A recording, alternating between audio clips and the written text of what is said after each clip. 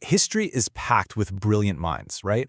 But some of the most amazing stories have been almost completely erased. Today, we're going to pull one of those stories out of the shadows. The story of a philosopher who ran one of the most radical schools in the ancient world. A woman whose name you've probably never heard. So, quick question for you. When you think of a big-shot philosopher running a school in ancient Greece, who pops into your head? Plato, right? Aristotle? Maybe Epicurus? But what if I told you that one of the most talked-about schools of its day was actually led by a woman? Her name was Arete of Cyrene. And yeah, only fragments of her story have survived, but what we do have paints a picture of a truly incredible thinker and leader. Her life really challenges so much of what we think we know about the ancient world. To really get a sense of just how extraordinary Arete was, we have to travel back in time. We're going to 4th century BC Greece, a society where a woman's place was strictly, and I mean strictly, defined. To say it was a man's world would be a massive understatement. So here's the rundown on Arete. She was the daughter of a famous philosopher, Aristippus, but she wasn't just his daughter. She was his top student and his chosen successor.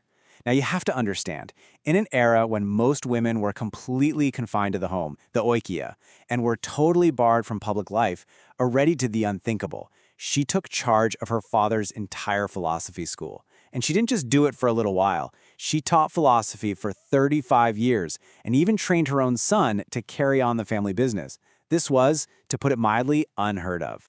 So what kind of ideas was she teaching? What was this philosophy all about?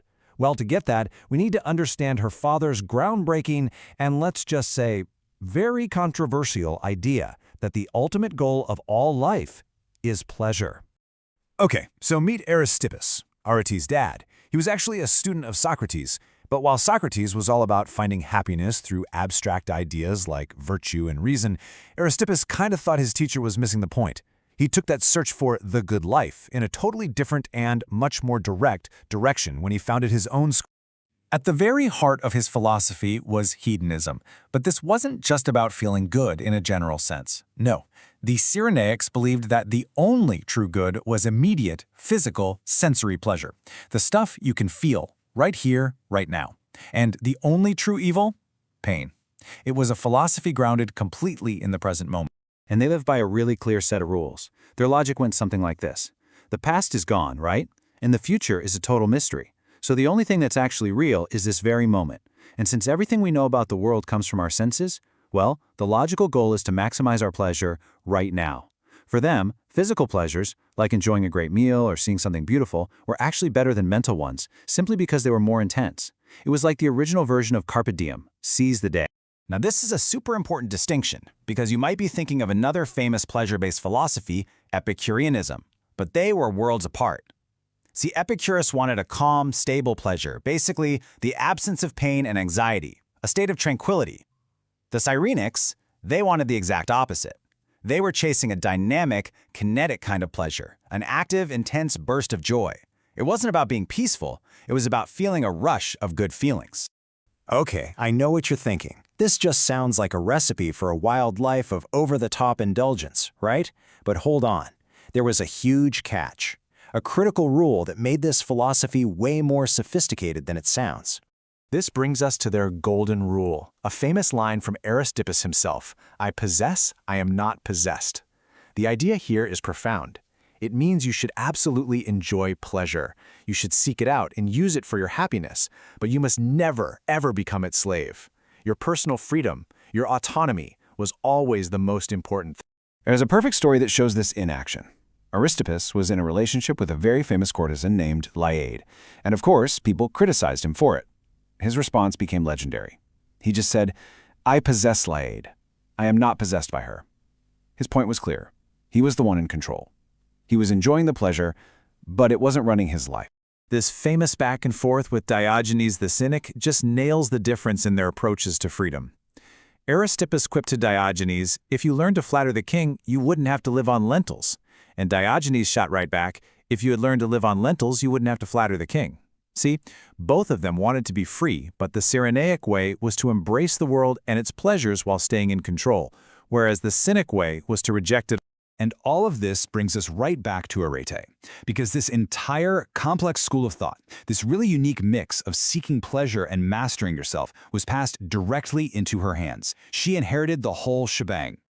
Just look at this lineage, this philosophical family tree. First, you have Aristippus the Elder, the founder who came up with the core ideas. Way down the line, you have his grandson, Aristippus the Younger, who's famous for writing it all down and turning it into a formal system. But who's that crucial link right in the middle? Arete. She was the teacher, the leader, who made sure this philosophy didn't just vanish when its founder was gone. Seriously, without Arete, the Cyrenaic school might have just faded into history. It was her leadership, her teaching for all those decades, passing the philosophy from her father down to her son, who she personally taught, that allowed it to survive and influence so many other thinkers. She wasn't a placeholder, she was the essential bridge. So, when all is said and done, what is the ultimate legacy of this forgotten philosopher queen? Well, it's a message that goes way beyond just chasing pleasure. Think about it. In a society that believed a woman's entire world should be the four walls of her house, Arete didn't just participate in public intellectual life, she led it. She used her intelligence and her sheer will to become a respected master to generations of male students. And that right there is her timeless lesson. It's a message that echoes through the centuries. The roles that society picks out for us, they don't have to define what we're capable of. Arete's story is just undeniable proof that it's possible to challenge even the most rigid expectations. And that leaves us with one final thought. What roles, big or small, are we accepting in our own lives that are just waiting to be redefined? If a question made you stop and think, take one more second. Philosophy doesn't give easy answers, it teaches you how to ask better questions. Like the video if you enjoy thinking. Follow Philosophy LM and keep searching together.